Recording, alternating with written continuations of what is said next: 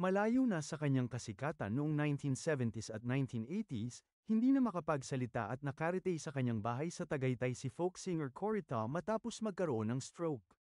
Kilala sa mga kantang Oras Na, Lolo Jose, Gising Na, O Kuya Ko, at Sierra Madre. Binisita siya ni broadcaster Julius Babaw sa kanyang YouTube vlog noong ika-30 ng Hulyo.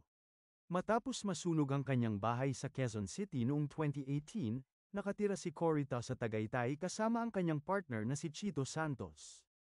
Ayon kay Santos, matagal na nilang magkakilala bago pa man nagsimula si Corita sa kanyang singing career. Nagkahiwalay sila ng komunikasyon ngunit nagkita muli pagkatapos ng ilang dekada.